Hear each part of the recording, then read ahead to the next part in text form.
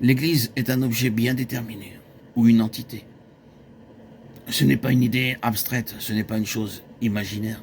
C'est une réalité, non seulement dans la pensée de Dieu, mais aussi dans son existence actuelle, quand elle est considérée selon sa véritable constitution, et non pas selon celle de l'homme. L'Église est d'une valeur et d'une importance immense pour Dieu et pour Christ. Elle est déclarée être sa plénitude. Toutes les plus grandes valeurs de Christ, sa plénitude, sont pour l'Église, dans l'Église et par son moyen. Pour le confirmer, nous avons la déclaration de la parole de Dieu en ce qui la concerne, et nous avons l'histoire de l'Église dans sa continuation, sa persistance, sa survivance même. Et s'il nous faut plus d'évidence quant à son importance et sa valeur, nous pouvons toujours en trouver dans certains secteurs qui manifestent une sollicitude très irreligieuse pour les intérêts de Dieu. Satan et l'Église, comme il est Christ, il a occasionné plus de troubles à l'Église qu'à n'importe quoi d'autre. Je désire donner une citation supplémentaire tirée du livre, et je suis très content de ne pas dire ceci en première main.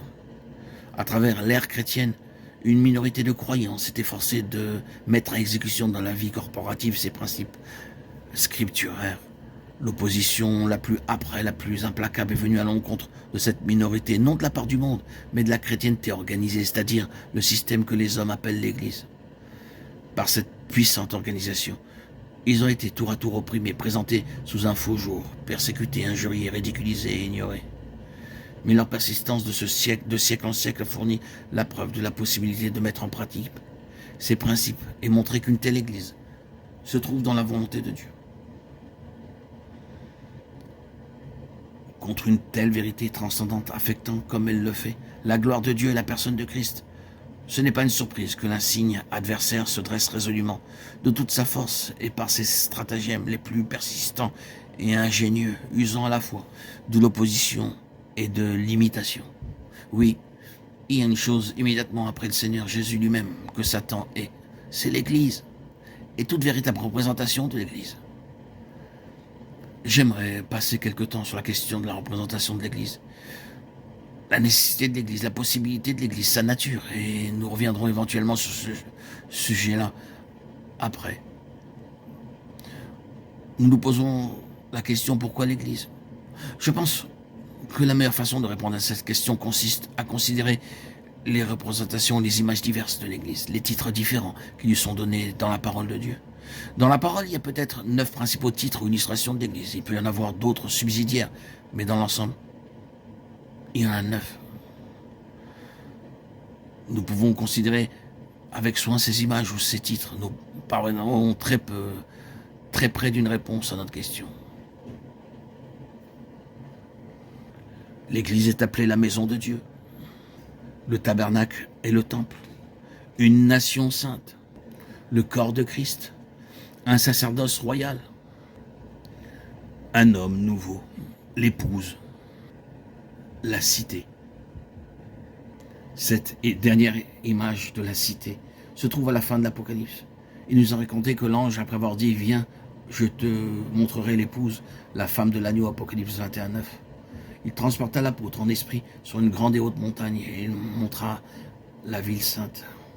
Ce ne sont pas 2 entités séparées, tous ces titres appartiennent à une seule entité, mais ils représentent la même entité considérée de différents points de vue.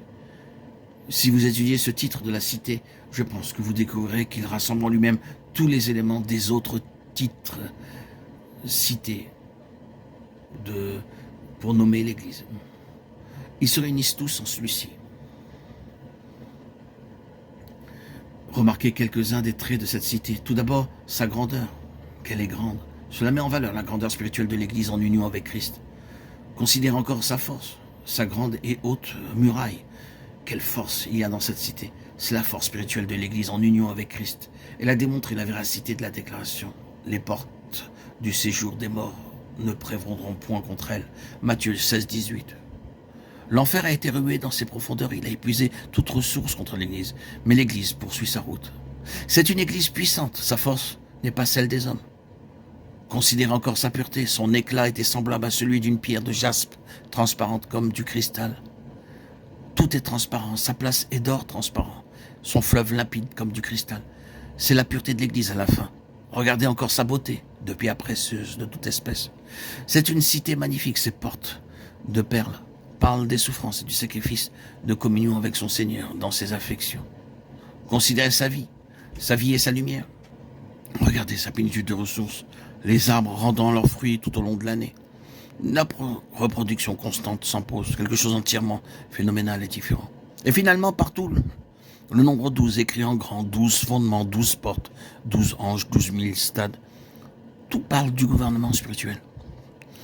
Telle est la présentation qui nous est donnée de l'Église, comme elle doit être quand, à la fin, l'œuvre sera terminée. Prenons note que cela nous est présenté comme un fait. Présentement, nous pourrions très bien désespérer que cela puisse jamais être réalisé. Mais cette révélation prophétique nous a été donnée pour nous montrer exactement ce à quoi cela ressemblera à la fin. Peu importe comment sont les choses maintenant. Bien entendu, il importe en effet de savoir comment elles sont. Mais dans un certain sens, peu importe. Comment sont les choses? Voilà, comment cela sera. Il fera paraître devant lui cette église glorieuse, une église sainte, pure, sanctifiée, sans tache, ni ride, ni rien de semblable. Éphésiens 5, 27.